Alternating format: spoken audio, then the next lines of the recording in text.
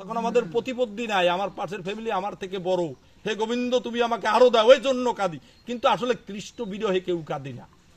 এই জন্য বলছে, ওরে কৃষ্ণ নামে পোড়া দেহ যে করেছে সার। কৃষ্ণ নামের পোড়া দেহ যে করেছে সার, কে করেছে?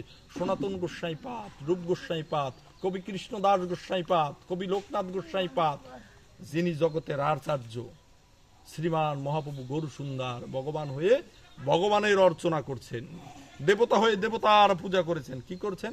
ধুলায় গড়াগড়ি যাচ্ছেন। বলছে এমন দয়াল আর হবে না, বলি এমন দয়াল কে দেখেছে? বলি মার খেয়েও প্রেম যাচ্ছে। শ্রীমান মহাপ্রভু গরু সুন্দর নবদ্বীপ বিহারী হই কি করছেন?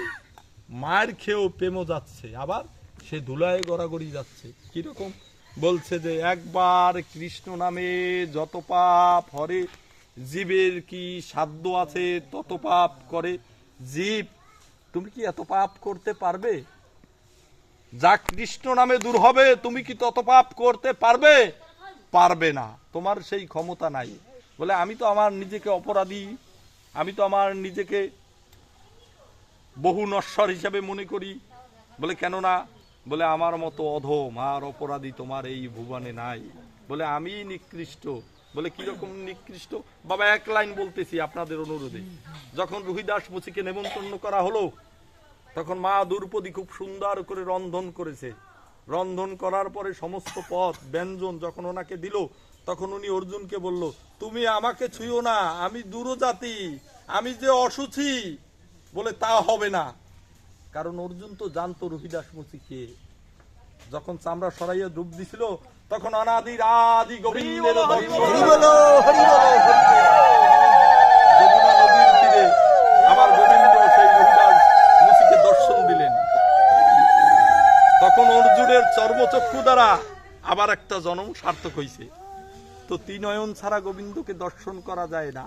বলে ত্রিনয়ন কিরকম? বলে আমাদের এই যে দুই নয়ন, একদম শুদ্ধ বাংলায় বলতেছি, অন্ধের দর্পণ কি বা কাজে আসে। কথাটা কি আপনারা বুঝতে পারছেন? বুঝতে পারেন নাই। আবার কোন বাবা মা হয়তো বা বুঝতে পারছেন।